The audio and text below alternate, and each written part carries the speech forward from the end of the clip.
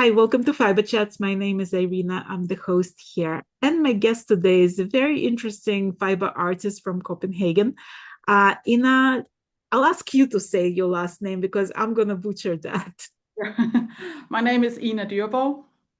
And you just told me that it means what in Danish? No, it can be translated loosely to animal castle if Oh, you like, interesting. yeah, something like that. Yeah. So I spotted you on Instagram just because your account is like really show-stopping. But tell me a little bit, how did you find yourself tufting and what was that journey like? Well, I think it was quite coincidental because for me, I was unemployed. I was looking for a job. I just finished design school. I have a bachelor degree in living design. And there wasn't any jobs, and I was trying to figure something out. And then one evening I was looking at my living room floor, and I was kind of like, yeah, well, I think I need a rock for my floor. And then I started researching what I could find of something I thought would be funny to buy, and I couldn't find anything. And then because I was bored, I started looking into how to make a rock for myself. So I just kind of stumbled into it, and kind of looked at all the different kind of techniques. It was, well, now it's a bit more than 10 years ago, so it wasn't very common with tufting. Textile art was just slowly getting back. So it was really difficult to find anything when I researched it, and it was difficult to find any information or just to find any people who knew anything about it. Well, especially at that time, because now Google is easier to use and you can ask people a lot easier, but at that point you couldn't still. So yeah, that's kind of how I stumbled into it. So, like, tell me a little bit about your first experiences with that. Was it sort of intuitive for you? Do you think you were a tufter in your previous life? No, I don't think I was a tufter in my previous life because I didn't really work with yarn. I didn't have a preference for yarn. I've been sewing for a lot of years, so I have something for textiles. Yeah. And I thought I was going to be in fashion when I was younger, but but I didn't really have anything specific for yarn or working with yarn. So it was more of the technique. And I had to learn myself the technique. So I started out not really knowing anything and just had to test out. But for me, it was more like an experiment in the beginning. So I wasn't focused on the result. I was focused on being the best at the technique, figuring out if I was using a good enough frame, uh, the right uh, the right fabric to tuft in, and the right glue, and just being the best at the technique. So I think I spent almost a year just to practice the technique because I wanted to. When I knew I wanted to do something different with my designs than what I was doing. So the designs didn't really matter when I began, but I knew I wanted to do something more specific than so I just played around with colors and graphics and all of that, kind of for me to be in an easier mental state instead of focusing on the design. It was more focusing on the technique. Right. Uh, When you talk to people who just discover a new craft for themselves, they would go to some craft store and buy some basic craft supplies and maybe buy a ready kit. Like, yeah. did you have a vision of designing something from get-go? No, no, as I said, it was more of the technique. I knew I wanted to do quite well in the beginning. I didn't, of course, I wasn't like I'm going to do faces, but I saw that there was a lot of amazing textile artists doing graphics designs and playing in the field in the same way that I was practicing, and they were better at me, of course, because they've been doing it for longer than I had.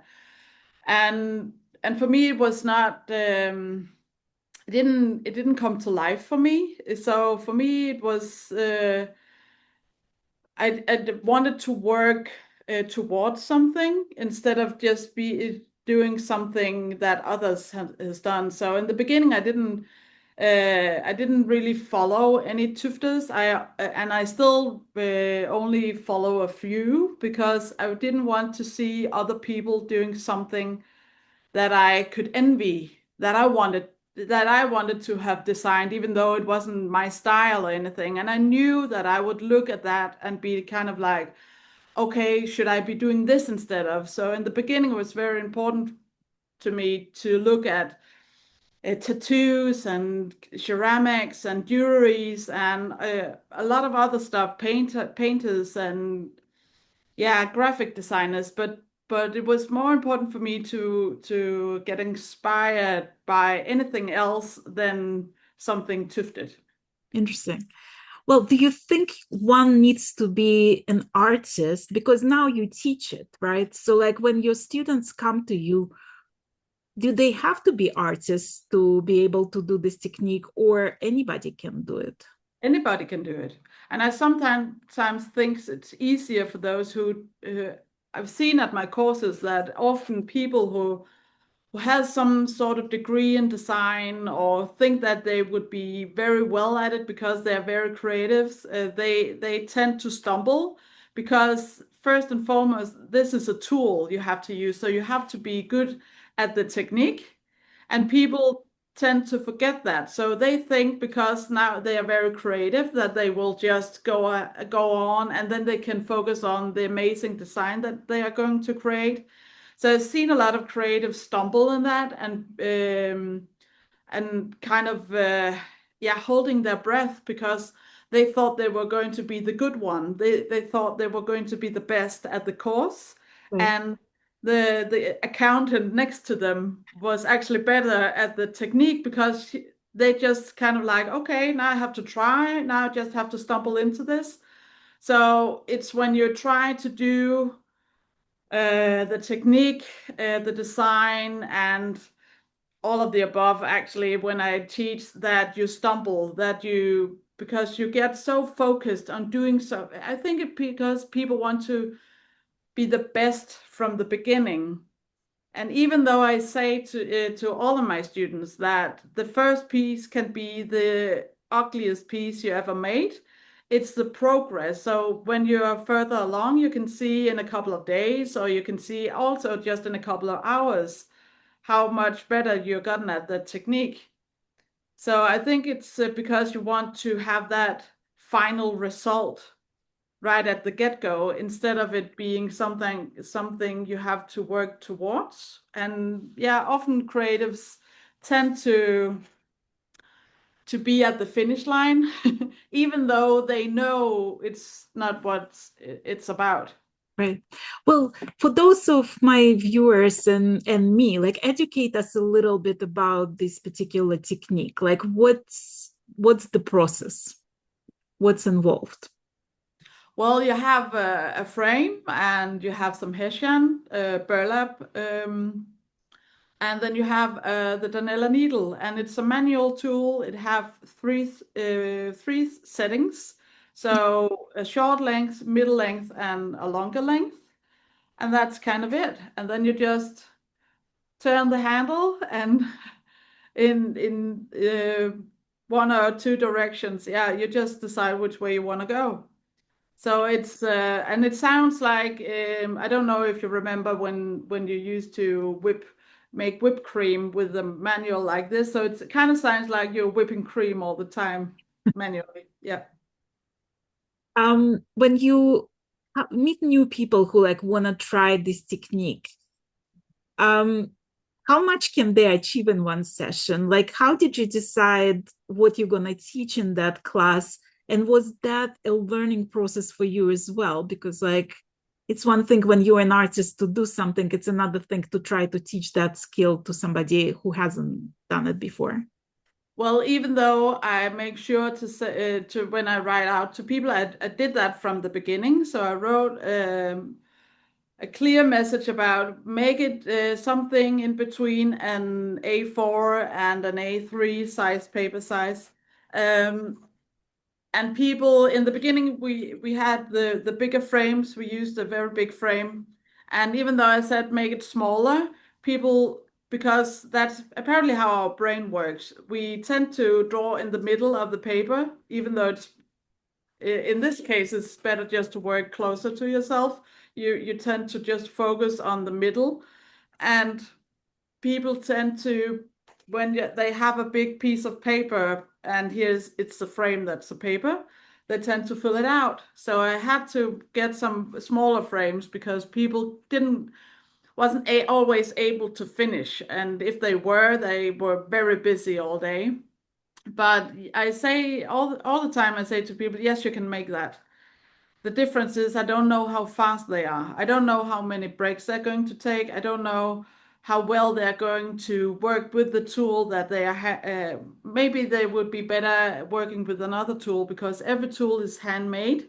So sometimes you are better acquainted with a different tool. Even though they're the same, they're not always the same.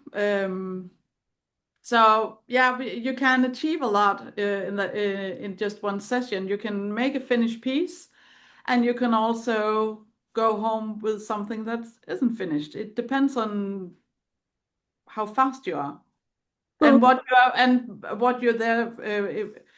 If it doesn't matter to you, if you're just there for testing out and playing around and just seeing how much this needle can do and playing around with the different kinds of yarn that I use, well, then it doesn't matter if you're finished. It's still a finished piece. You started. So well, when you think about it now, you started because you wanted to have a rug in your room, just yeah. for like practical reasons, right? When you look at your projects now, do they have a practical approach, or do you come to it as an artist? Definitely as an artist, but because I had a practical point of view in the beginning, it was because nobody knew what I was doing. So, as I said before, I knew really wanted to do something where you going to hang it on the wall once again. But people was kind of in defense of that because I think a lot of people remember the 70s with all the browns and yellows and all of that. And so in the beginning for me it was more of giving it a function. So that's why I started out with the mirrors because nobody was doing that. And nobody understood what I was going to do with the mirrors. So I had to test it out. I had to see if it worked. And when I came up with the design of the eye mirror, it was very much because I heard a podcast called My Dad Wrote a Porno, where the main character is called Belinda, and it's very important for the listener in the podcast to know that she doesn't blink. So I was kind of focused on the eye, and because this podcast was so extremely funny, um, it made me laugh, and I thought, okay, then this motive, even though I know it has a different kind of meaning for other people's, it's making me laugh, so I have to make an eye. And then I thought, why not an eye mirror? Because it's easy for people to understand, and people like the eye. It has, as I said before, a lot of meaning, spiritual is especially. So I was very aware that I tried to make a function out of it, and that's why I was very aware to make every eye mirror different. So it wasn't the same. I played around with colors and different designs and all of that. Um, but yes, in the beginning it was very much about giving it a function. So I knew that people was going to have to put it on the wall, even though some people asked if it was going to be on the floor. It was mainly to make sure that people started to understand that they could put textiles back on the wall again. Did you have a vision of turning it into a business like really early on? Did you want to sell your pieces?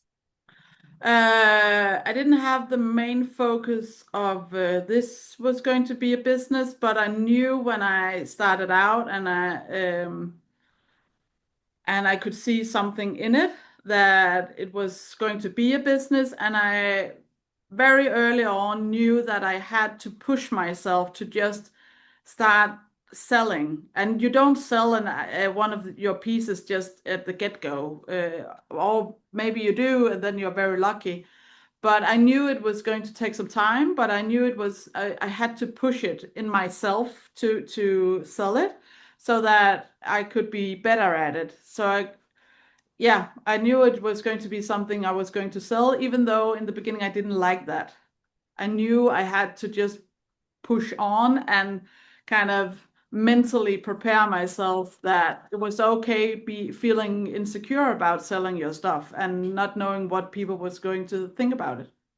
Well, there is two sides to that, right? Like one is what people gonna think. Like, are people gonna think it's silly? Are people gonna see it as art? But then Yeah. there is also, I find that a lot of fiber artists find it difficult to price their art because it's very easy, like when you're applying for corporate job, to know the common rate for that job, right? But when it comes to art, we're suddenly very shy to even ask minimal wage. Yeah. Was that a struggle for you as well? Yes, yes, of course, and some of my pieces still is not at the price range as they should be because of the situation in the world at the moment, especially. You're kind of in, okay, should I put up my prices as well? Everything else is getting more expensive, but will I lose the sale on that? So yes, of course, it's very difficult. But I tried from very early on just to um, push my prices. And even though it's always been very uncomfortable for me, I do it anyways. And I think it's very important as an artist also just to stand by your prices, even though it's going to take longer for some pieces to get sold, because it's a lot of time. It's a lot of time you put into it. It's not just a work week or something like that. You're constantly working. So for people to question your prices is sometimes, yeah, it's annoying. Well, tell me a little bit about the process. Like, how do you come up with a design? Do you sketch it first? Do you like see some inspiration and, I don't know, painting or pottery or whatever, and take a picture of that? Like, what's your process? How it goes from your head to finished object? Well, it's sometimes an idea that just pops up, and then I have to follow through. Other times it's well, I always sketch it out and work with a sketch, and then work from there. The girls has been evolving from for many years. They look different in the beginning, even though you can see it's the same. It's still a bit different because I kept evolving. And I was very aware of that I wanted to do that as well. So when I made the first girls, I was kind of like, okay, it's it's important for me that they are not the same. So I always change up something, and everything is drawn by hand on the canvas. So every piece for me is unique.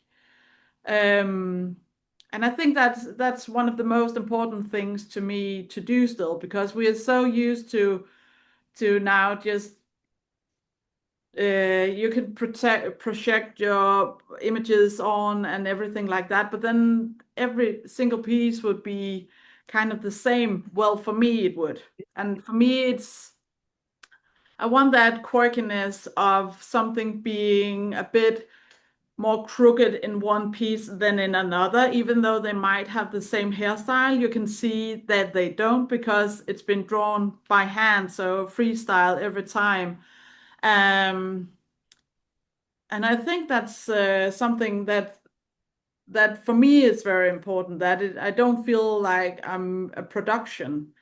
I have to be in that mindset of put it on to canvas in the beginning, having the discussion with myself if I want to put an earring here or there or something like that, or how the hairstyle is going to be, or if I'm going to play around with a new hairstyle if it's a girl, of course. And the same with the animals. If you look at my gorillas as well, they've changed faces because I have a sketch, a paper sketch, of course. So here you can see I have a lot of different kind of animals. Mhm. Well, and the same with my snail. You can see it here. So I always have maybe just a smaller drawing, but the best part for me is just to square the image in. I think I have my, yeah, this is the T-Rex right here. Mhm. And the shapes on here changes all the time. So that's not important for me. The important part for me is just to have something to go.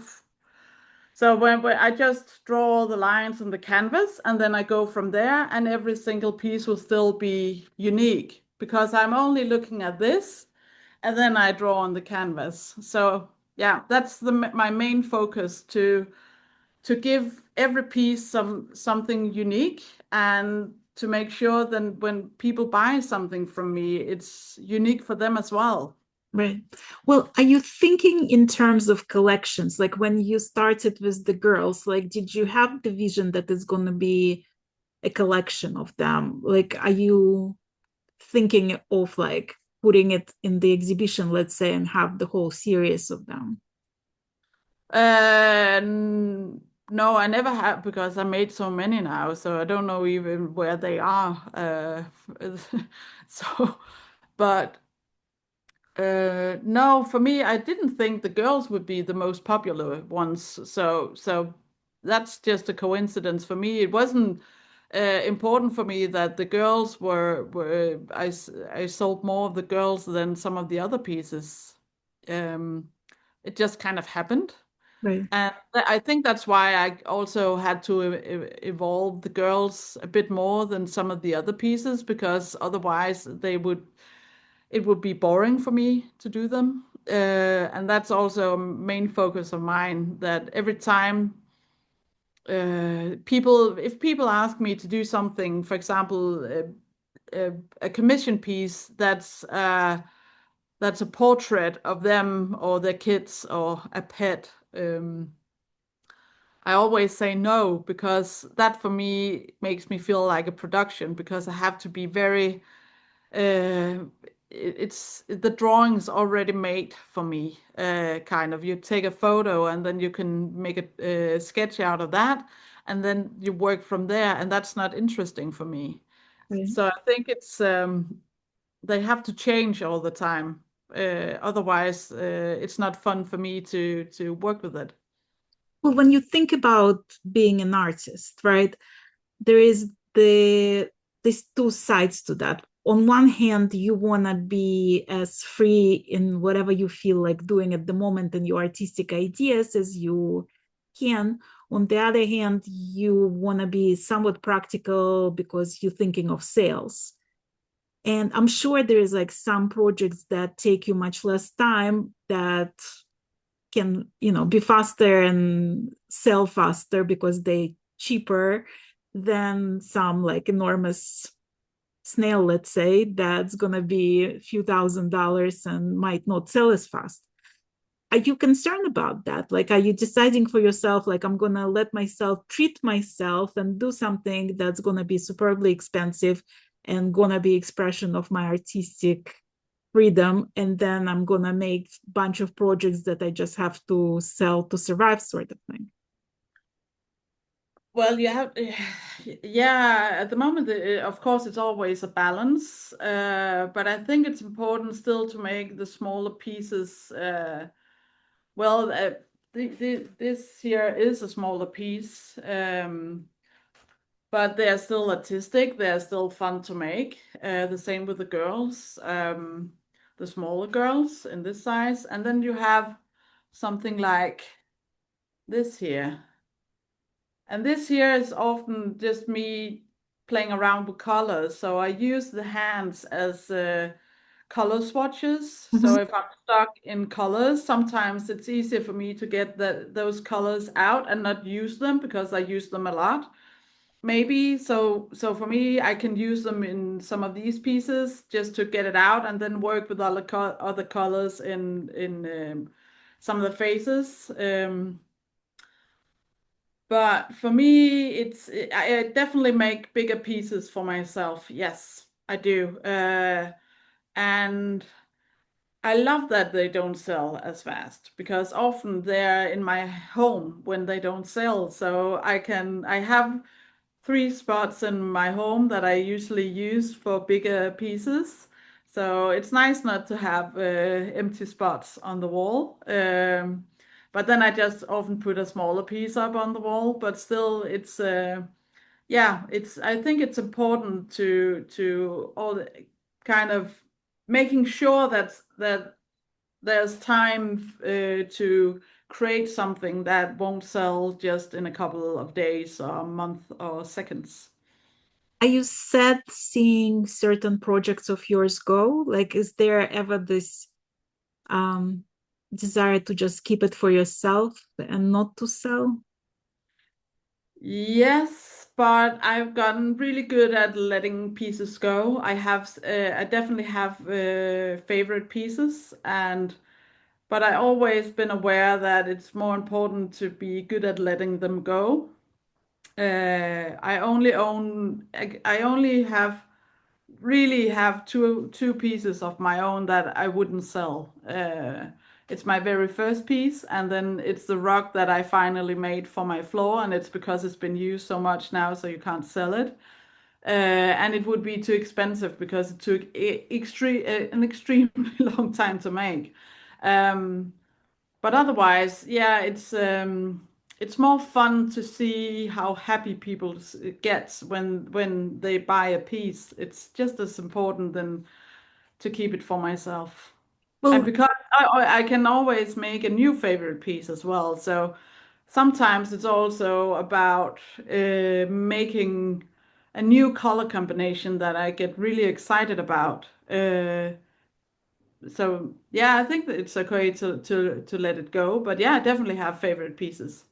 well, let's talk about the colors because um, I'm sure you have some favorites. Like, is it hard to step outside of your comfort zone and try something new, or do you gravitate towards the same colors?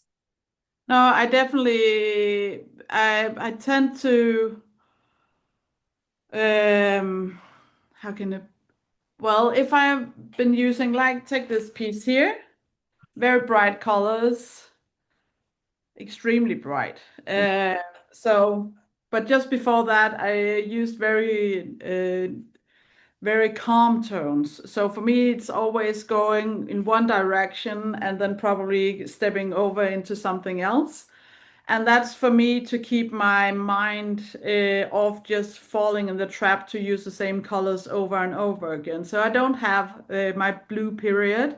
I don't have a red one or something where I only work in one color scheme, but throughout the year, I try to use all the colors because for me, it's about loving all the colors, even though I, of course, have favorites.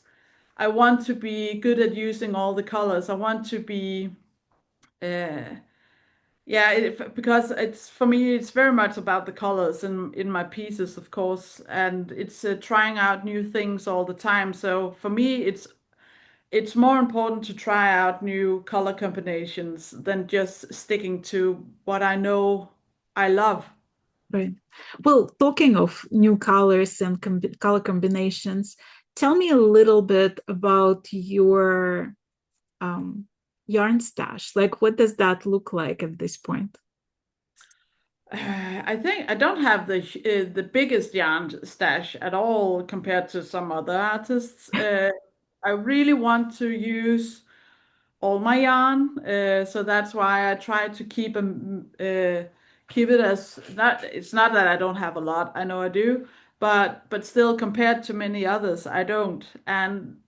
And it's because I really want to make sure that I use my yarn, that I don't forget that I have it. Even the colors that I don't really like, I try to make sure that I use. It's just going to take a bit longer. But of course, it's very colorful and it's a lot of wool and it's a lot of acrylics and it's a lot of everything I could get my hands on because I love the materials more than I love the different kind of material. So for me, it's about the textures that the yarn gives me more than if it's wool or acrylic or cotton or something like that. Yeah. So basically, like any kind of yarn can be used in tufting, right? Yeah, it depends on if it can goes into the needle. So that's the only obstacle you have. So yeah, you can use whatever you want to. Some people will say you can only use one type of yarn, and that's just not true at all. Well, when you hold on a sec, I want to restart it. um, you told me like at the beginning that you were concerned with how people gonna perceive your art and if they're gonna think it was silly.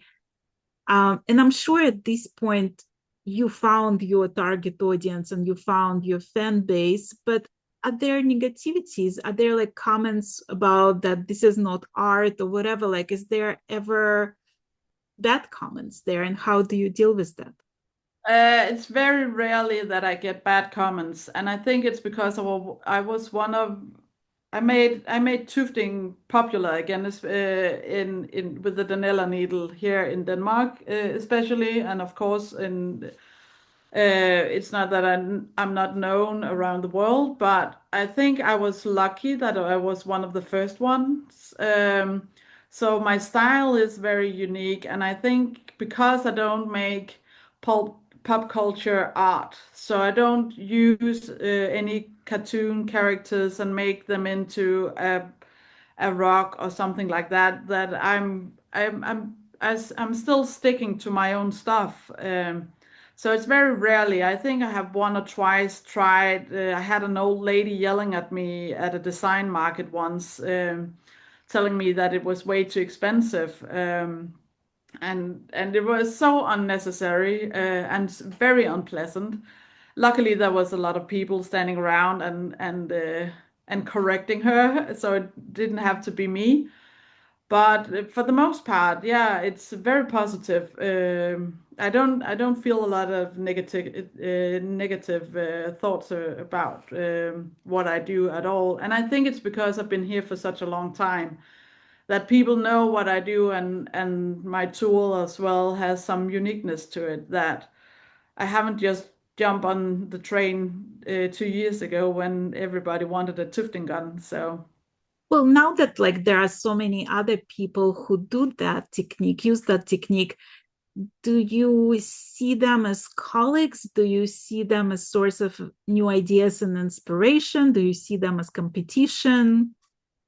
Well, as I said, I don't follow a lot of tufters, so I mainly try to not look at what other people do when it's about tufting. Even though that I know there's a couple out there, I think, okay, I would love to follow them. I don't because I want to keep a clear mindset. I of course have a few I follow. Because I think they are amazing and I see them as colleagues. I don't see them as competition. I see most creatives as colleagues because I think we create something different every single one of us, and we play around with the medium in a different way. I also combine my art with the paper clay or details like the earrings and stuff and the mirrors as well. I started that. People should be aware of that, they should actually be crediting me for doing that because no one was doing that when I started. But for me, it's not competition. It's not a bad thing that other people's are beginning. Of course, in the beginning when I knew in the beginning when I started out that at some point people would grab on. I wasn't in any doubt of that. I didn't know how long it was going to take. I didn't think it would take as long as it did. So I think it was quite funny. I think it was especially 2 or 3 years ago when people came up to me at design markets and telling me, "Oh yeah, that's the new technique. It's getting very popular." And I was kind of like, "Oh yeah, so new." Um, so I've been doing it for so long that of course you can't it was the same when everybody wanted to make jewelries and being their own jewelry designer, and the same when everybody could get an oven and make ceramics. Right. All of a sudden, you can have a ceramics oven at home. Well, everybody wanted to do it. It doesn't mean that people aren't still creating art and doing a wonderful job. Do you ever get creative blocks when you don't know what else to make or just don't feel like making it? Well, for me, it's if I don't know what to make, I often just make something simple. So I tend to maybe make the hands here, Mhm. or an eye mirror, or some flowers, because then I get the colors going. I know I don't have to think about the design. It's very simple, and it's only three colors with the hands. So those three color combinations can kind of just get me into the mood and just get me started. So if I don't know what I'm going to do, or if I don't have a commission piece to do or something like that, well, I tend to just get going. I rarely stay at home and look at the wall and thinking when I'm going to be creative again. I have to be at the studio, even though it's going to be slow and I don't know what to do and I'm just kind of mucking around, I get going because it's the easiest way for me to continue what I do. It is just to grab the tool and create something. Are you ever under stress with like deadlines or like coming up with another idea or teaching? Like, is there any stress in your life when it comes to tufting? Not when it comes to Tufting. I think right now it's everything surrounding it. For so many years, Instagram has been the platform for me to come out with my artwork. And when it started for some people a couple of years ago, that it was harder for them to get noticed on Instagram, I wasn't that on. I still kept it going. But the last year especially has been hard because I don't get my work doesn't get seen as much as before. So I'm not one of the lucky ones who still I for a long time I didn't have to change anything I did. I could just post what I wanted and then people saw it and bought it. And I can still see some of the people I know, they can still do that. And for me, I'm one of those now who I looked at before that, who hit the wall and is somehow disappearing in the algorithm and has to figure out how to get seen again or do something around or not being that dependent on Instagram. But it takes a lot of work, so it takes a lot of time away from tufting. Instead of just me creating, I have to be, yeah, good at social media as well now, and that's really annoying because that has nothing to do with my craft at all or my art. So I think it's more about that than about tufting. Yeah, it became really tough on Instagram. I feel like I'm losing more followers than I'm gaining, and even though Yeah, like new people, but like somehow it's becoming difficult. Yeah.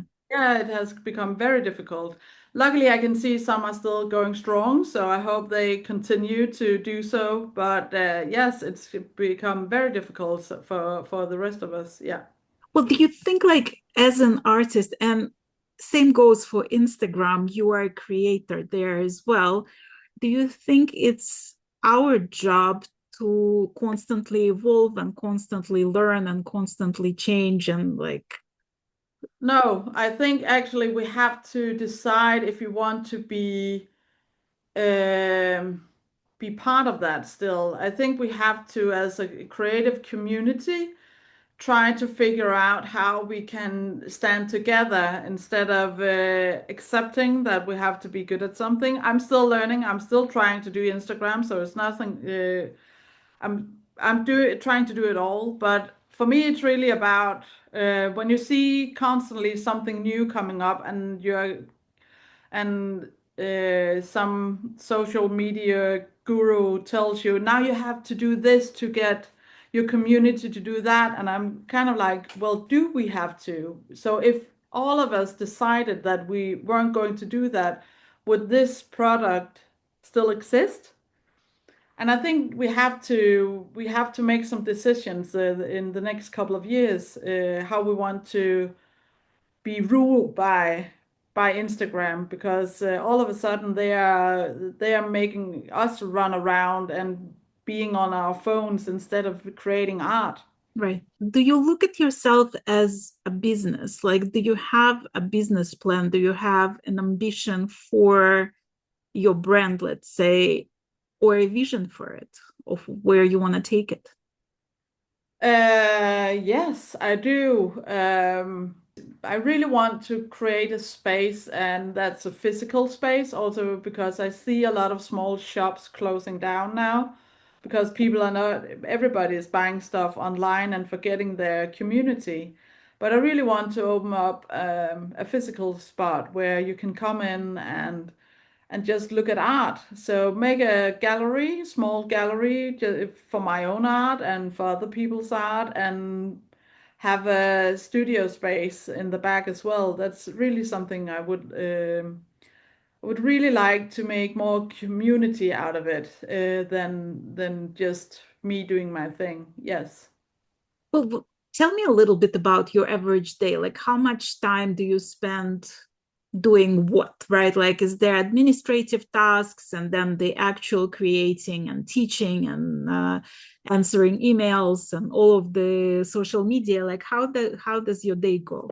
Oh, that's all meshed up. I don't have that much of a structure in my day. I do a bit of the email answering, and I normally make Instagram posts during the evening and make them ready for the day after, something like that. But I can work on my tufted art just for however long I want to. I have my dog who has to go for walks, so normally he tells me when we have to go, and that depends on his mood. So then we go for a walk, and I tend to just say, okay, then I'm be back again tomorrow.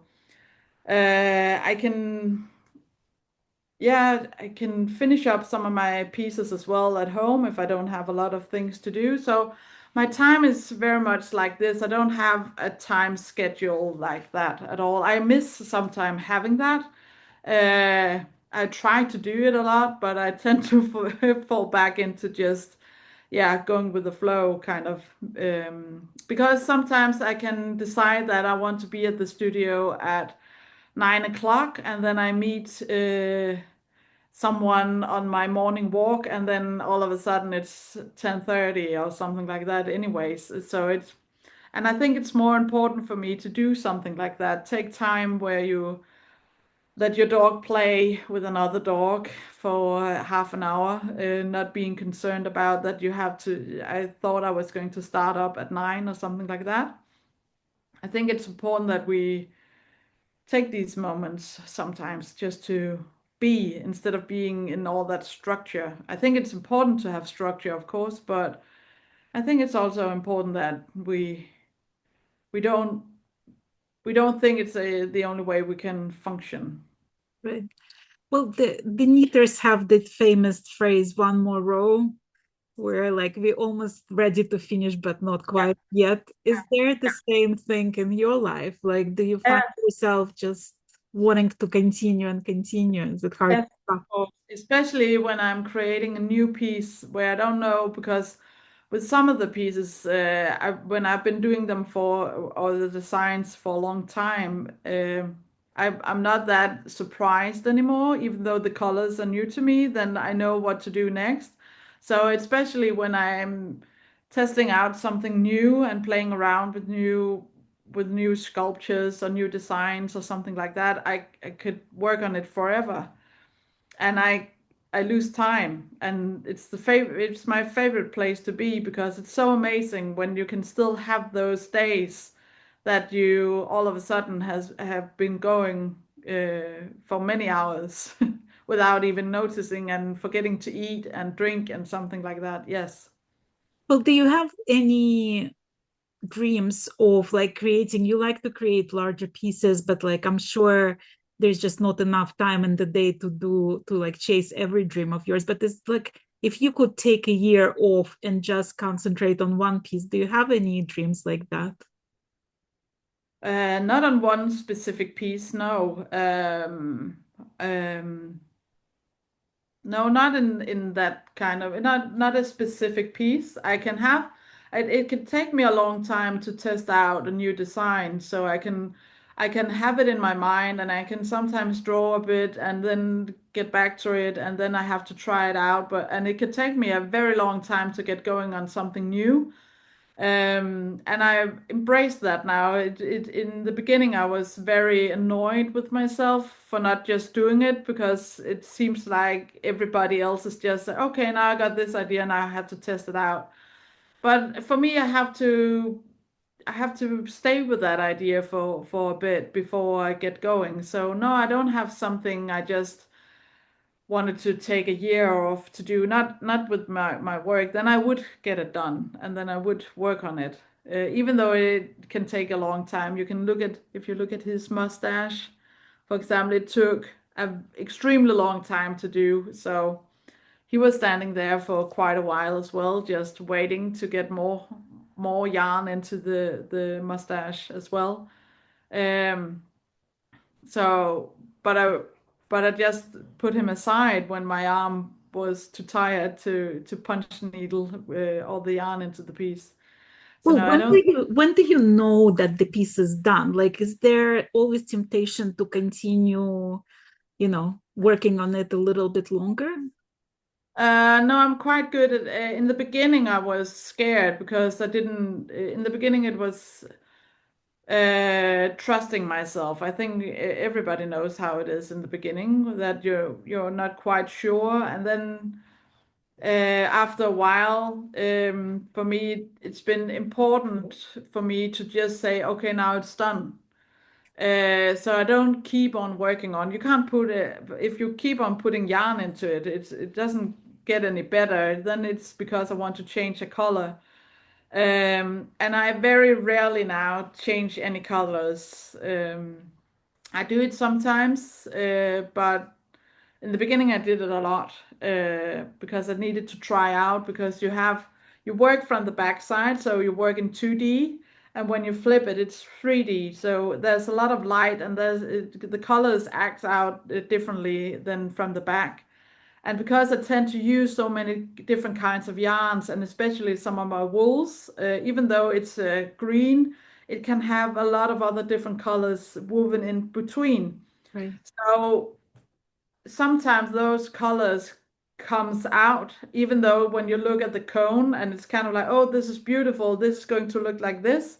And then when it's next to another color, because that color pulls out something in that yarn that you don't like, you remove it. But now I tend to use that instead of being afraid of it, then creating something new, not being scared of it. So no, I'm very good at just saying now the piece is finished. If there's a hole, of course, I will keep on going to cover it up.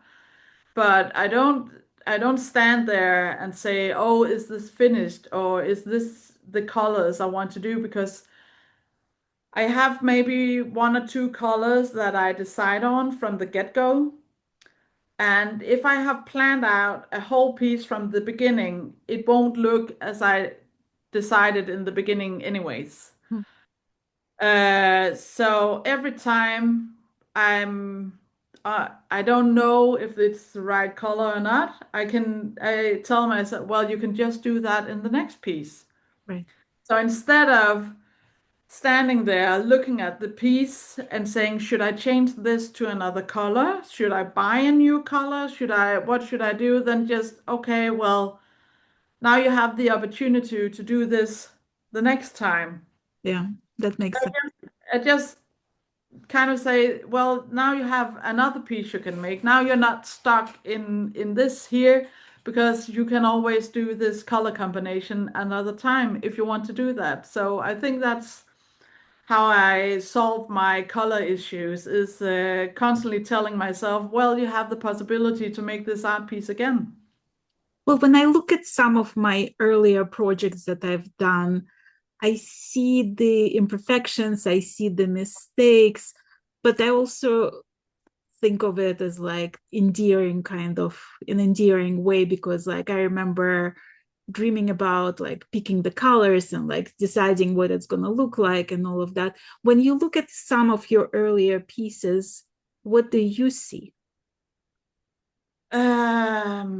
I see, yeah, I see the growth. I see where I started. I don't, I don't see it as imperfections. I just finished a piece today it's now drying with latex on the backside, and I deliberately mirrored the text. I wrote something on it just to make sure that it wasn't perfect. Because I think we have now when you see art and people buy art, they tend to think that something has to be give a perfect emotion. And for me, it's more like, is there something that annoys me in this painting or in this piece of art? Is it ugly or is it fantastic or is it inspiring? And that's for me draws me into something. It's not that I can't look at a pretty painting or anything like that, of course, and I enjoy that as well. But I think it's very important that and that's why I draw everything by hand on the canvas as well, is that it's not perfect. It's not the same. It's not the correct line getting on there because then it's just static and it's still, it doesn't have any flaws. And I think it's important that they have that. So I don't see it as endearing. I see it as necessary. I see it as necessary mistakes to enjoy something that we can actually appreciate something that isn't perfect without looking at it as like it's not perfect. If that makes sense. Right, like less critical and more analytically, sort of like that what's gonna pick your emotions. Yeah, I think we have to look at because of all the AI we have now, you can see all the perfect people you don't even know you're talking to if they are AI or not, and Right. that they all look perfect and have perfect skin and everything looks so perfect. I think now more than ever we need something that is just the The way it is. the beauty is in imperfections and in our difference. Yes. Yeah. Yeah, And it's always been like that. I think just now it's getting even more important. Yeah. right. Well, when you teach classes, are they all in person or can people take classes with you online? All in person. I am working. I really wanted to do some online tutorials for quite a while, but I haven't gotten around to it because it takes a lot of time to film it and set it up and all of that. And then I just tend to work on my art pieces instead. But I really want to do some online tutorials. But yes, it's you have to show up, and I think I really like that. So I think it's also because I'm in a conflict with everything being online, even though I do take some online classes myself from time to time. I think there's something special when people take their time to come and spend a day with me. Right. Well, I had the best time talking to you and getting to know you a little bit better. And I'm hoping to continue see the progress that you made and the changes that you're making and to see how you're growing in your art. It's been an absolute pleasure to have you as a guest on my channel. And I want to thank you. Thank you. It's been fun. Thank you.